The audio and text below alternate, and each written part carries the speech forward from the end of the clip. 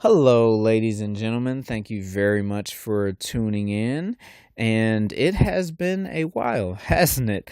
Yeah, I'm sorry about that. It's actually been quite a while since I uploaded my last video, and it's just kind of been different things going on personally. Nothing bad, but just different personal things that have kind of um, made it a little bit more difficult to get some stuff uploaded and to creating content and things like that.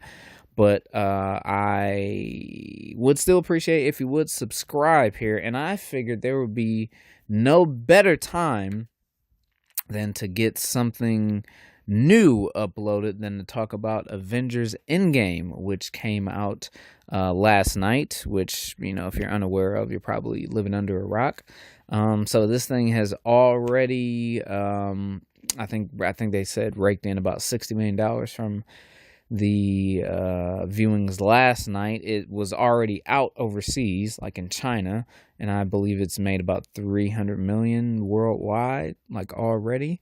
So this thing is going to be an absolute beast. Excuse me. A lot of people are predicting and forecasting for it to break the biggest opening ever for the weekend box office take.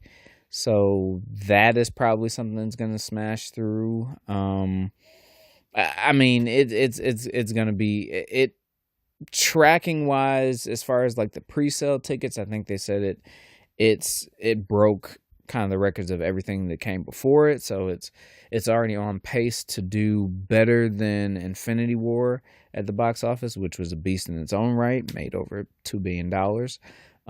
So yeah, this thing is going to be just awesome, make a lot of money as far as the business, great marketing. If you've had a chance to go on Google today, if you Google the word Thanos, there's actually a picture of the Infinity Gauntlet that if you click on it, it'll snap away half of the articles and stuff that are on the Google page, and then if you click it again, it'll bring them back, which is awesome. So I mean, the movie is obviously gonna do well. People are flocking to see it, and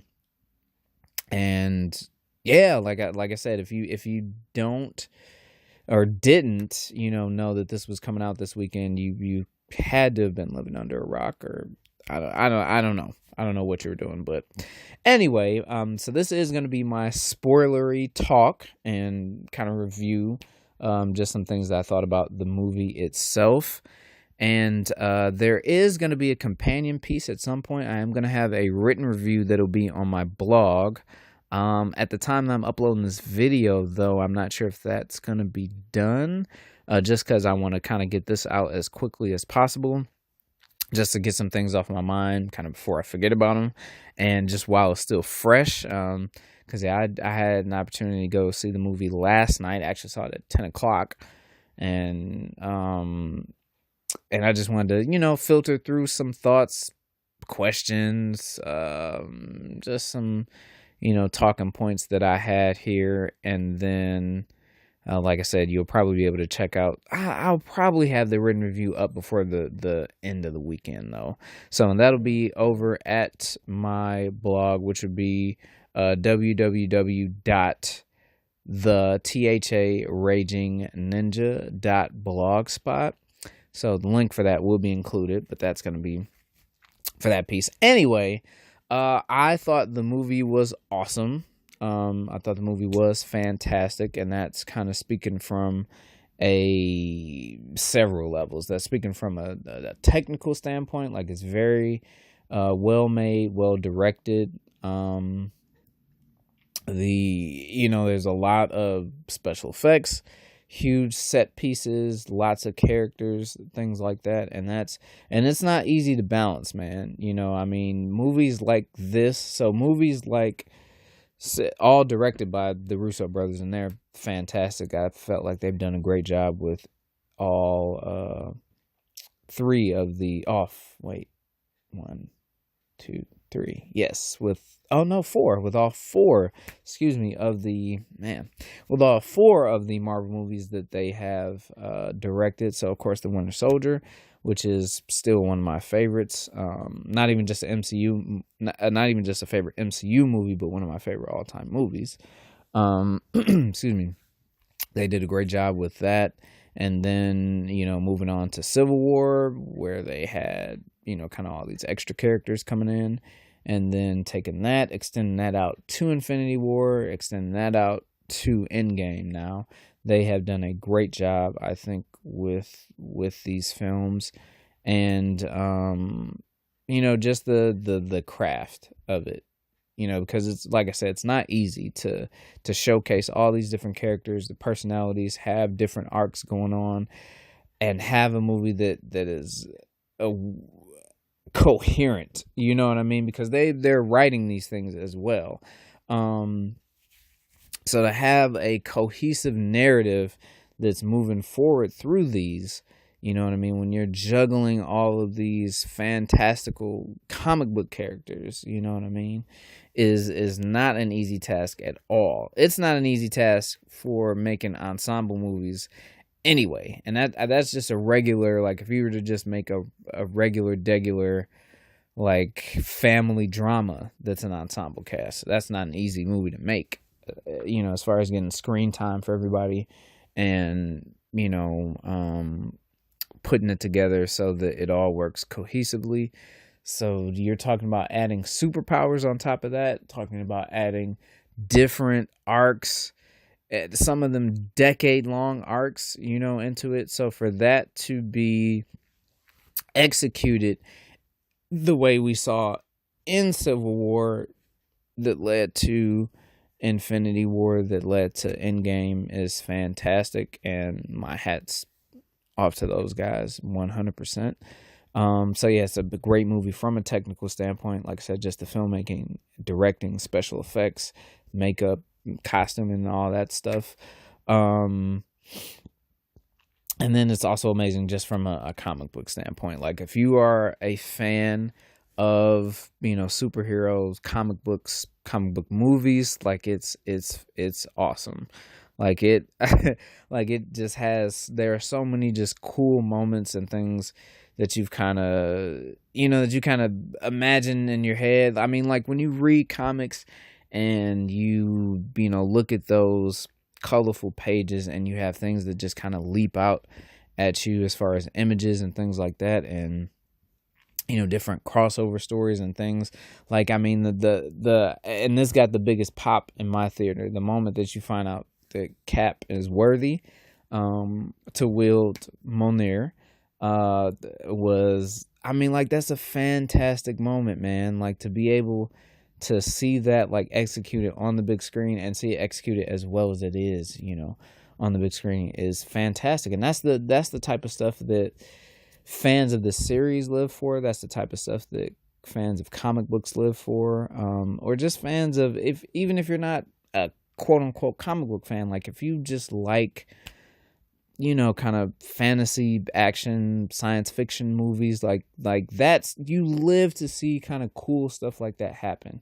And yeah, like it's great moments like that. The Professor Hulk, like seeing the execution of that was great. So if you're a comics fan, just finally having the Hulk and Bruce Banner having all of his facilities intact, all of his intellect is still in place, like that's fantastic. Like seeing all that stuff is fantastic. So and then on top of that, the movie dips into time travel, which in and of itself can be really difficult as far as navigating it. You know what I mean? Like we've seen, time travel is very hit or miss. You know what I mean? I feel like in movies, like you get some movies where it's executed very well, where they use it as a kind of simple premise and plot device to set up certain elements. And then you see it in other movies where it's not used so well, where they kind of back themselves into a corner, or there's, loopholes big enough that you can drive trucks through as far as the logic of how they're working with the time travel. So to add that element in this on top of everything, and to still be able to make an enjoyable, emotional kind of roller coaster ride of a movie, and it makes sense for the most part when you get to the end of the runtime. Like that is quite an accomplishment, and I think everybody should go see it. Like I said, uh if you have not seen it yet, I would definitely say see it this weekend. The opening weekend on the silver screen if you can. If you have not caught up to the MCU movies, I definitely would recommend doing so before seeing it, because this movie through the time travel aspect revisits a lot of key moments in past movies. And part of so I was watching a review on used to be Screen Junkies, and I think they're called like Fandom now, but watching a review on that YouTube channel, and one of the hosts basically described the movie as like the ultimate in fan service, and it really is. You know what I mean? Like sometimes you get fan service in movies that seems kind of gratuitously done, like they just do it to kind of almost bleed the, you know what I mean, like the popularity out of something, or they do it to milk a situation. They're like, we know that since you're a fan of this, or you're a fan of this character, this series, we're gonna just milk it, you know what I mean, and just shoot it out there because we know you like it, when we know that you'll probably just be on board with this because you're a fan, you know what I mean? And there doesn't seem to be any heart into it. This movie is ultimate fan service, but you can definitely see that the cast, the crew, producers, the filmmakers, that they care about these characters, you know what I mean? And they care about the audience that cares about these characters. And you can see that in how they develop different things, and how they treat different characters, and their presentation on the screen. Like you can see that they are invested, and they do care about everything that's happening excuse me, on the screen. So yeah, it is a fantastic fan service movie. It has a number of callbacks to the original Avengers, with the going through time, to Infinity War, to Thor: The Dark World. Just, I mean, like there are so many different things going on in this movie, and like I said again, for the fact that it makes sense when you come out on the other end of it is almost mind-boggling. You know what I mean? Like I couldn't imagine trying to piece this thing together, and from start to finish, storyboarding and all that. Oh my gosh, like that sounds like that would be an absolute nightmare. But at least there's two Russo brothers, you know what I mean? Like, so it wasn't all put on one guy. So so they probably could maybe split responsibilities or something like that. Anyway, yeah, the movie is very, very, very good. It's a lot funnier than I thought it was gonna be.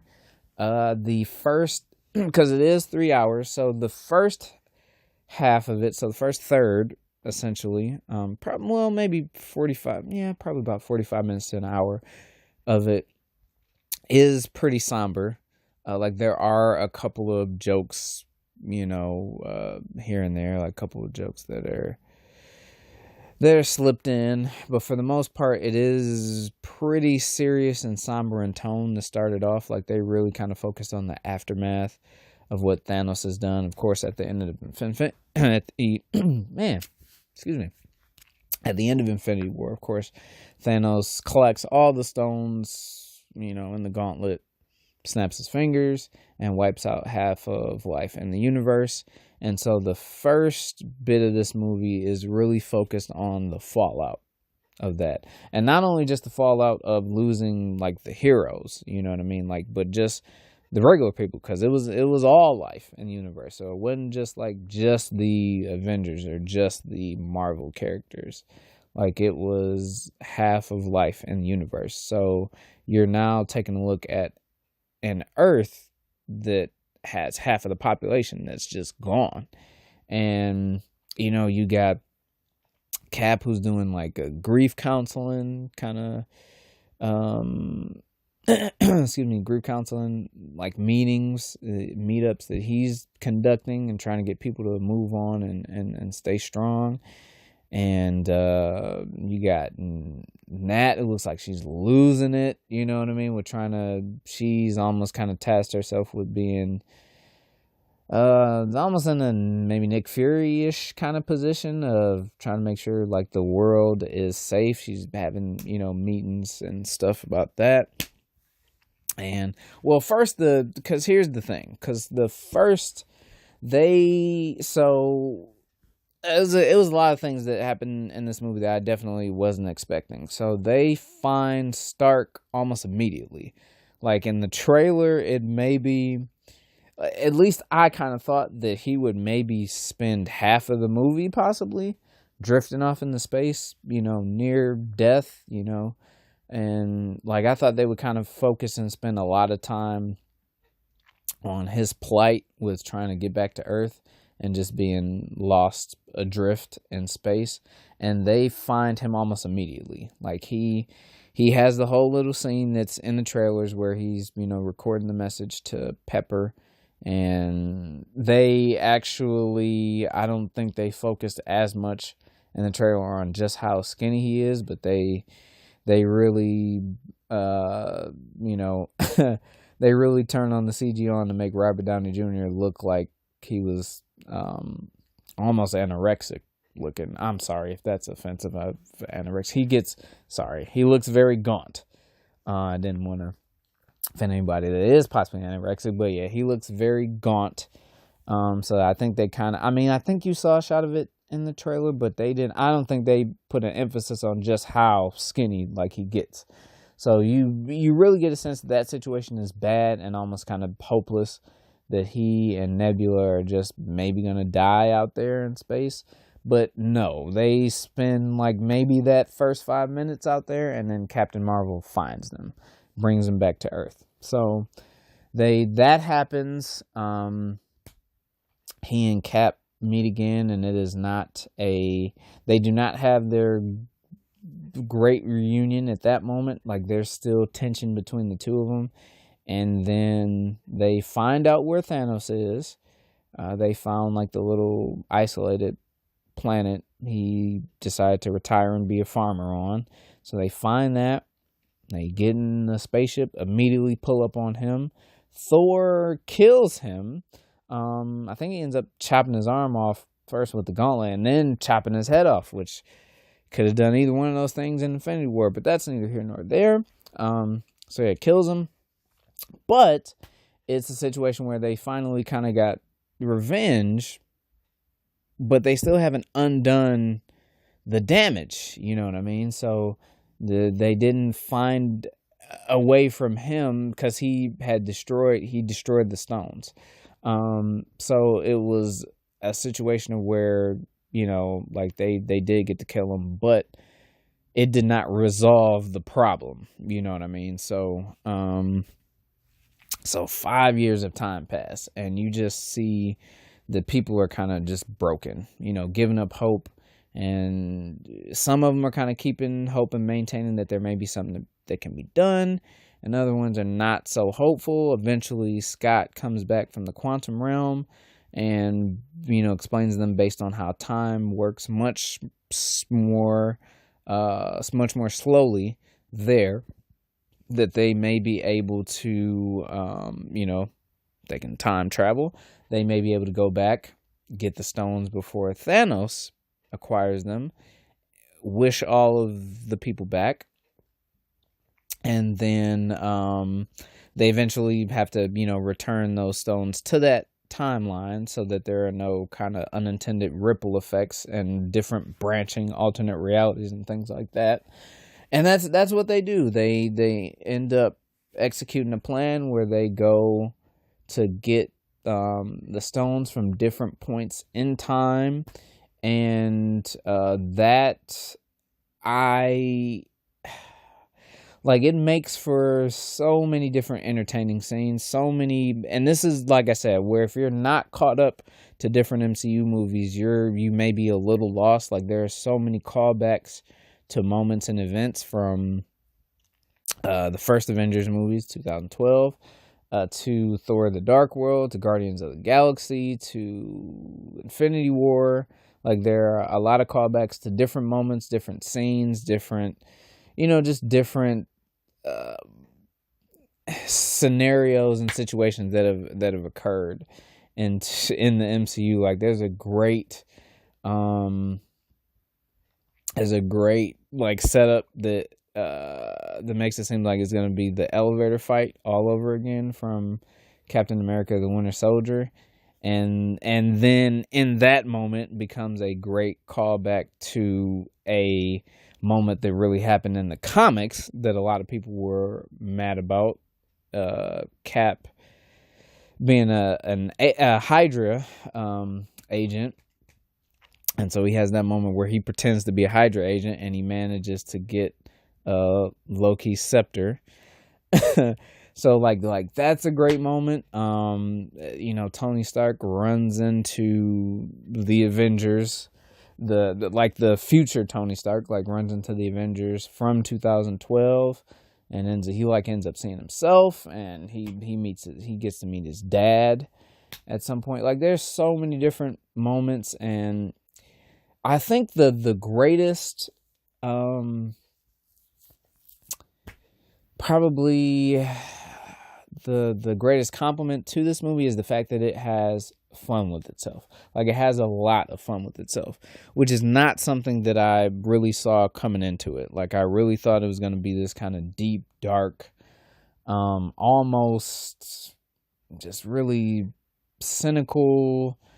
I don't know. I mean, I guess I won't say I was expecting it to be just super dark just because of the MCU's output. Like, even their darker entries are not really, really dark. I mean, they have really dark moments, but I usually, I mean, the Infinity War was kind of the darkest in terms of the overall tone and just kind of how it left things. Like, it was probably the darkest entry in the franchise, you know what I mean? Like, it left things totally in disarray, and the bad guys lost. Like, it very much was almost kind of an Empire Strikes Back type of situation for the heroes. Like, they took the L. Like, the heroes took the L on that one. They took a lot of losses. And it's like it left you wondering, all right, how are they going to recover for this next installment?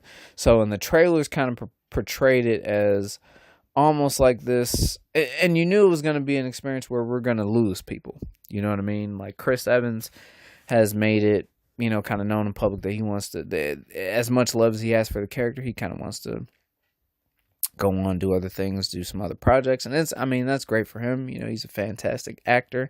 And if you've ever seen him in other things like Snowpiercer or whatnot, I'm kind of ready to see him, in some other stuff, even though I will miss him as Cap. Robert Downey Jr., the writing was on the wall. He wasn't, most of the originals had their contracts ending, you know what I mean? So it was known, Tony Stark dies, making the ultimate sacrifice. He is the guy that takes the last stand against Thanos.